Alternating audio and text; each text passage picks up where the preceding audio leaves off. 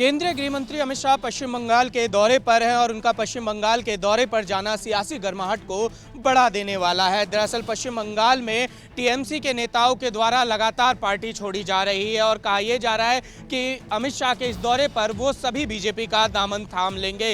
इसके अलावा पश्चिम बंगाल दौरे पर गए बीजेपी के पूर्व अध्यक्ष और केंद्रीय गृह मंत्री अमित शाह ने खुदीराम बोस को नमन किया। खुदीराम बोस जिन्होंने बेहद अल्प आयु में भारत के लिए अपना सर्वोच्च बलिदान दिया था। इसके अलावा स्वामी विवेकानंद को भी उन्होंने पुष्पार्पण करके उनसे प्रेरणा लेने की बात कही। दरअसल पश्चिम बंगाल चुनाव को अब काफी कम समय रह गया है, लेकिन बीजेपी सीधे तौर पर विधानसभा चुनाव के लिए पूरी मजबूती के साथ अपने संगठन को वहां मजबूत करने में लगी है। ऐसे में अमित शाह का दौरा यह दिखलाता है कि आने वाले समय में पश्चिम बंगाल में बड़े सियासी फेरबदल देखने को मिलेंगे। खासकर टीएमसी के नेता जिस तरीके से बीजेपी का दामन थाम रहे हैं, इनकी संख्या और भी बढ़ सकती है। वीडियो जर्नलिस्ट बलदेव नेगी के साथ निशांत राय, JK 24/7 न्यूज, दिल्ली। लंबी रस्साकसी और सियासी तनातनी के बीच आज एक बार फिर से कांग्रेस में CWC की बैठक है। यह बैठक इसलिए महत्वपूर्ण है क्योंकि आज सोनिया गांधी उन सभी नाराज नेताओं से मुलाकात करने वाली हैं जो अध्यक्ष पद को लेकर जिनमें नाराजगी है, जिनमें असंतुष्टि है। इसमें हम कह सकते हैं कि गुलाम नबी आजाद, कपिल सिब्बल समेत तमाम वो नेता है जो अध्यक्ष पद को लेकर एक बार फिर सोनिया गांधी को चिट्ठी लिख चुके हैं। ये मुलाकात इसलिए संभव हो पाई है क्योंकि कमलनाथ ने हाल ही में एक बड़ा बयान दिया था, जिसके बाद उनकी और सोनिया गांधी की मुलाकात हुई थी। खबर यह है कि कमलनाथ ने ही इस बैठक को अरेंज कराया है और उसमें अपनी महत्वपूर्ण भूमिका निभाई है। आज इस बैठक का पहला दौर है जिसमें हमने देखा कि राजस्थान के मौजूदा मुख्यमंत्री अशोक गहलोत और मध्य प्रदेश के पूर्व मुख्यमंत्री कमलनाथ समेत कपिल सिब्बल, शशि थरूर, पृथ्वीराज चौहान और हरियाणा के पूर्व मुख्यमंत्री भूपेंद्र सिंह हुड्डा भी शामिल हुए। इन सबके बीच अब देखना यह दिलचस्प है कि क्या इस बैठक में राहुल गांधी ही अध्यक्ष चुनेंगे या फिर कांग्रेस पार्टी बाहर से किसी अध्यक्ष को चुनेंगी, क्योंकि लगातार कांग्रेस पार्टी पर परिवारवाद के आरोप लगते रहे हैं। ऐसे में इस बैठक के मायने बेहद महत्वपूर्ण निकाले जा रहे हैं क्योंकि इस बैठक में तय होगा कि कांग्रेस का अगला अध्यक्ष कौन है। और इन सब के बीच रणदीप सुरजेवाला ने एक बड़ा बयान दे दिया है। बैठक से पहले ही उन्होंने एक बयान देते हुए कहा कि कांग्रेस के सभी सदस्य कांग्रेस पार्टी के परिवार है और हर कोई यह चाहता है कि राहुल गांधी दोबारा अध्यक्ष बने। यहां महत्वपूर्ण यह भी जान लेना है कि राहुल गांधी ने गुजरात चुनाव और तमाम चुनावों के बाद, लोकसभा चुनाव के बाद अध्यक्ष पद छोड़ दिया था, जिसके बाद सोनिया गांधी ने एक बार फिर से कांग्रेस की कमान संभाली थी। लेकिन 23 नेताओं के पार्टी को खत लिखने के बाद कांग्रेस में सिर्फ टव्वल और बगावत का शोर सुनाई दिया था, जिसे अब शांत कराने की कवायद शुरू हो गई है। हालांकि ये कवायद कितनी सफल होगी इस पर सबकी नजरें टिकी होंगी और नजरें टिकी होंगी कांग्रेस में चल रही बैठक को लेकर। फिलहाल मुझे दीजिए इजाजत। कैमरामैन थे विजय, मैं था रवि श्रीवास्तव, दिल्ली। खेतीबाड़ी कानूनों के खिलाफ किसानों का आंदोलन लगातार जारी है और दिल्ली की अलग अलग सीमाओं पर आज 24वें दिन किसान लगातार डटे हुए हैं। इसी बीच बीजेपी नेताओं ने साफ कर दिया है कि किसी भी कीमत पर खेतीबाड़ी कानून वापस नहीं होंगे, लेकिन अगर किसान चाहे तो उसमें संशोधन करने के लिए सरकार पूरी तरीके से तैयार है। इसी बीच बीजेपी लगातार वर्चुअल रैलियों और सभाओं के जरिए किसानों तक पहुंचने का प्रयास कर रही है और इसी बीच बीजेपी ने किसानों के फेवर में अब तक क्या कुछ काम किए हैं उसको लेकर आज एक बुकलेट भी जारी कर दिया है। प्रधानमंत्री नरेंद्र मोदी भी खुद किसानों को लगातार समझाने में जुटे हैं और इसी बीच बीजेपी आज पूरे देश के अंदर किसान आंदोलन को देखते हुए खेतीबाड़ी बिलों के फेवर में उपवास भी रख रही है। बीजेपी नेताओं का साफ तौर पर कहना है कि विपक्ष के नेता लगातार किसानों को गुमराह कर रहे हैं, यही कारण है कि किसान आंदोलन खत्म नहीं हो रहा, जबकि बीजेपी हर तरीके से किसानों के साथ खड़ी है और किसानों की हर मांग मानने को तैयार है। कैमरामैन मोहन के साथ मैं नवदीप छाबड़ा, JK 24/7 न्यूज, चंडीगढ़। कृषि बिल के विरोध में लगातार किसान प्रदर्शन कर रहे हैं और प्रदर्शन का आज 24वां दिन है। लगातार किसान आंदोलित है और कृषि बिल के विरोध में जो उनका प्रदर्शन चल रहा है अब वो रुकने का नाम नहीं ले रहा है, क्योंकि लगातार सरकार और प्रधानमंत्री नरेंद्र मोदी खुद कोशिश कर रहे हैं किसानों के बीच संवाद स्थापित करने का, लेकिन वो संवाद स्थापित करने में अभी लगता है थोड़ा सा वक्त लग जाएगा, क्योंकि किसान समझने के लिए तैयार नहीं है। कल प्रधानमंत्री नरेंद्र मोदी ने 1 घंटे से अधिक का एक संबोधन दिया और उन्होंने मध्य प्रदेश की जनता को संबोधित किया, लेकिन उनका संबोधन किसानों को कितना समझ में आया, ये बहुत बड़ा और गंभीर विषय है। किसान समझने को तैयार नहीं है। उनका साफ तौर पर सिर्फ यही कहना है कि कृषि बिल के विरोध में जो वो प्रदर्शन कर रहे हैं वो एक कृषि बिल ही नहीं चाहते हैं, और वो तब तक प्रदर्शन करते रहेंगे जब तक सरकार कृषि बिल वापस नहीं ले लेती। वीडियो जर्नलिस्ट प्रमोद गुप्ता के साथ के समोन मिश्रा, JK24 न्यूज़, दिल्ली। केंद्र सरकार के 3 कृषि बिल को लेकर के लगातार दिल्ली में सैकड़ों किसान जो है डटे हुए हैं, प्रदर्शन कर रहे हैं। वहीं इसी बीच छत्तीसगढ़ के मुख्यमंत्री भूपेश बघेल का एक बड़ा बयान आया है। उन्होंने कहा अगर केंद्र सरकार छत्तीसगढ़ सरकार की जो किसान नीति को अपनाती है तो यहाँ जो किसान जो आंदोलनरत हैं वो कन आंदोलन को छोड़ लेंगे। वही उन्होंने कहा जिस तरीके से देखा जाए तो पूरी तरीके से प्रदेश के कई हिस्सों में जहाँ पर प्रदर्शन हो रहा है, वहीं छत्तीसगढ़ के किसान जो है अपना धान बेचने में मस्त है, क्योंकि छत्तीसगढ़ सरकार उनको भरपूर समर्थन मूल्य में धान खरीद रही है। सरकार उसको MSP पे खरीद रही है, तो कहीं ना कहीं आंदोलन का ये बात नहीं उठता है। कैमरामैन किसान साहू के साथ शंभू राय, JK24 न्यूज़, रायपुर। जम्मू कश्मीर केंद्र शासित प्रदेश के अंदर आज अंतिम चरण के चुनाव हुए, और ये भी आपको बताते चले कि 28 निर्वाचन क्षेत्रों में ये चुनाव हुए हैं, जिसमें 83 उम्मीदवारों के भाग्य का फैसला होना था। और उसके साथ ही अगर आपको बताया जाए कि 6,30,000 मतदाता जो हैं वो यहाँ पर अपना वोट कास्ट करते हुए नजर आए हैं। और जाहिर तौर पर अगर लोगों की बात की जाए तो लोगों का यही कहना था कि विकास को मद्देनजर रखते हुए वो इस पूरी प्रक्रिया में भाग ले रहे हैं। लेकिन DDC के चुनाव और पंचायती चुनाव जिस तरह से आज यहाँ पर करवाए गए हैं, अंतिम चरण के भी चुनाव आज हो गए हैं, और अब यहाँ पर जो एक रिजल्ट जो है वो 22 दिसंबर को सामने आएगा, तो उसी से पता चलेगा कि आखिर कौन सा नुमाइंदा जीतकर सामने आता है। लेकिन इस बार जिस तरह से लोकतंत्र की प्रक्रिया में लोगों ने बढ़ चढ़कर भाग लिया है वो काबिले तारीफ था, क्योंकि अगर हम कश्मीर की बात करें या फिर जम्मू संभाग की बात करें, हर जगह पर लोग बढ़ चढ़कर घरों से बाहर निकले हैं और भारी तादाद में मतदान केंद्रों का रुख भी किया गया।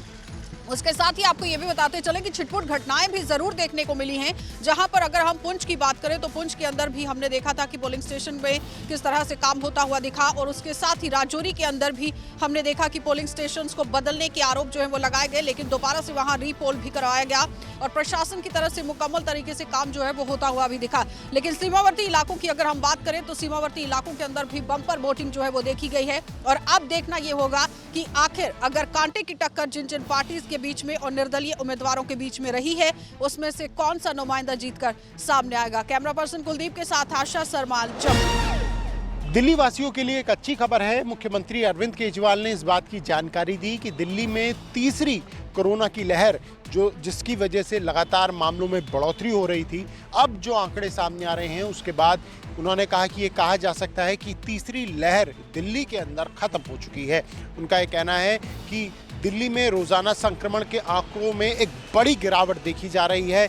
जहां नवंबर में आंकड़े बहुत ज़्यादा बढ़ रहे थे, अब जो आंकड़े हैं वो 1300 और 1400 यानी रोज़ाना जो संक्रमण की संख्या है वो आ रही है। मृत्यु दर की बात करें तो जो उसमें भी इजाफा हो रहा था वो भी अब उसमें भी गिरावट आई है, और रिकवरी रेट बहुत बेहतर हुआ है। इसके लिए मुख्यमंत्री अरविंद केजरीवाल ने दिल्ली की जनता का, स्वास्थ्य विभाग का, स्वास्थ्य कर्मियों का, डॉक्टर्स का, नर्स का, उन सबका शुक्रिया अदा किया है जिन्होंने इस मौजूदा वक्त में गंभीरता से काम किया है, और जो एहतियात कही जा रही थी, जो कदम कहे जा रहे थे उठाने के लिए, उन्हें उठाया है।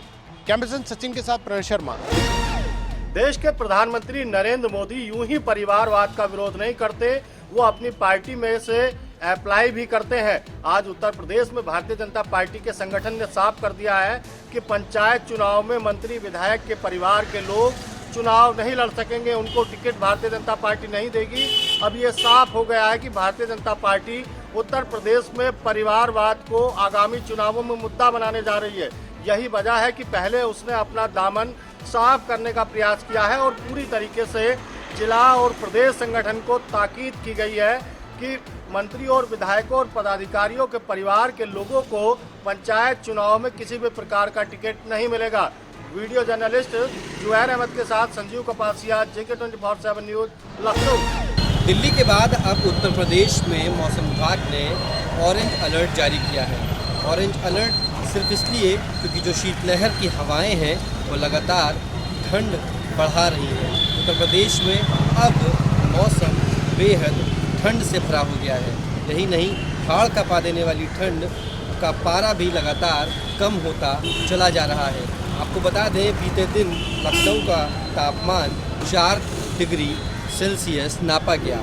यही नहीं, उत्तर प्रदेश के तमाम इलाके, बस्ती, गोंडा, बहराइच के अलावा पूर्वी एरिया के सभी जिलों में ऑरेंज अलर्ट जारी कर दिया गया है, जो कि मौसम विभाग ने आने वाले 48 घंटों के लिए इस अलर्ट को जारी किया है। यह शीतलहर के साथ साथ ठंड को बढ़ाएगा।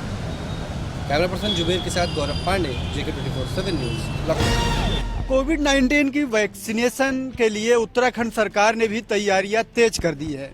जैसा कि केंद्र सरकार द्वारा लगातार यह संकेत दिया जा रहा है कि बहुत जल्द सभी राज्यों को कोरोना की जो वैक्सीन है उपलब्ध करा दी जाएगी। उसके लिए जो स्टोर करने की जगह है उसका चिन्हीकरण सरकार ने शुरू कर दिया है। आज कोविड को रोकने की जो तैयारियां हैं उसको लेकर के मुख्यमंत्री त्रिवेंद्र सिंह रावत ने अपने आवास में एक बैठक ली, जिसमें सभी मंडलायुक्तों और जिलाधिकारियों को वीडियो कॉन्फ्रेंसिंग के माध्यम से जोड़ा गया। मुख्यमंत्री ने कहा कि कोविड-19 का वैक्सीन आते ही उसको त्वरित रूप से जिनको लगना है वहां तक पहुंचाने की व्यवस्था समय से सुनिश्चित कर ली जाए। मुख्यमंत्री ने कहा कि कोविड को लेकर के सरकार किसी भी कोताही को बर्दाश्त नहीं करेगी। इसके साथ ही उन्होंने कहा है कोविड वैक्सीनेशन का जो स्टोर है वो स्कूलों की बजाय अस्पतालों और उसके आसपास के जगहों पे बनाया जाना सुनिश्चित किया जाए। मुख्यमंत्री ने कहा कि कोविड का जो रिकवरी रेट है उसको बढ़ाने की पूरी व्यवस्था जो सिस्टम है उसको करना पड़ेगा।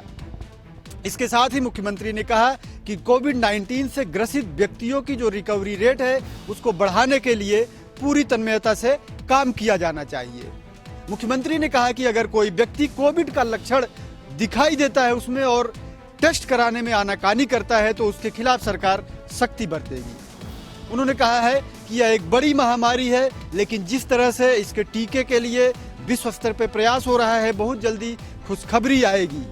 केंद्र सरकार के प्रयासों को देखते हुए सरकार को उम्मीद है कि जनवरी-फरवरी तक यह वैक्सीन सरकार को मिल जाएगी और उसको किस तरह से त्वरित ढंग से जो जरूरतमंद है उन तक पहुंचाया जाए, इसके लिए सरकार अपनी पूरी तैयारियां मुकम्मल कर रही है। कैमरामैन तिलक शर्मा के साथ JK24/7 के लिए देहरादून से धीरेन्द्र प्रताप सिंह। वादी कश्मीर को लेकर बात करें तो स्पोर्ट्स का फीवर सर चढ़ के बोलता है और स्पोर्ट्स काउंसिल की भी बात करें तो आए रोज अच्छे खासे इनिशिएटिव्स दिखाई देने लगे हैं। इंफ्रास्ट्रक्चर को बढ़ाना है और बच्चों के साथ साथ बात करें तो बच्चों का ये भी मानना है कि स्पोर्ट्स में हमारे पास टैलेंट है, मगर आने वाले टाइम में बहुत सारा कुछ करने की जरूरत है। अभी ये प्रीमियर लीग चल रही है और इसी प्रीमियर लीग को लेकर आज वॉलीबॉल का एक जबरदस्त कुमार वादी कश्मीर के इंडोर स्टेडियम यानी पोलो ग्राउंड में ही दिखाई दे रहा है, जिसमें खास तौर पर हम ये कह सकते हैं कि इनकी एक ही मैसेज है, इम्यूनिटी को बढ़ाना है, कोविड हारेगा। गुलिस्तान न्यूज़ और JK24/7 के लिए इन दिनों लद्दाख के अंदर दिन ब दिन ठंड बढ़ती जा रही है, वहीं -17 से नीचे तापमान गिर चुका है। आपको बताते चले इस वक्त हम दरियाए सिंध के पास हैं और दरियाए सिंध के आसपास में जितने भी जगह हैं वो जम चुका है। आपको दिखाते चलूँ, इस वक्त ये जो लोकेशन है यहाँ पे पानी हुआ करता था, लेकिन अब जो है पानी यख बन चुका है क्योंकि टेम्परेचर काफ़ी नीचे गिर चुकी है। और साथ ही साथ आपको आगे दिखाते चलूँगा, ये दरियाए सिंध हैं और दरियाए सिंध का नज़ारा आपको दिखा रहे हैं और यहाँ पे आप देख सकते हैं पानी पूरा जम चुका है और यख पानी के बीच से यख चलते हुए आपको नज़र आएंगे। इन दिनों लद्दाख के अंदर टेम्परेचर में काफ़ी गिरावट देखने को मिली, वहीं टेम्परेचर में गिरावट आते ही लद्दाख के अंदर लोगों को कहीं न कहीं दुश्वारियों का सामना करना पड़ रहा है क्योंकि लगातार टेम्परेचर में गिरावट देखने को मिल रहा है। दूसरी जानिब आपको बताते चले, दुनिया का दूसरा सरतरीन इलाका द्रास, जहां पे कल -28 डिग्री सेल्सियस तापमान रिकॉर्ड किया गया था।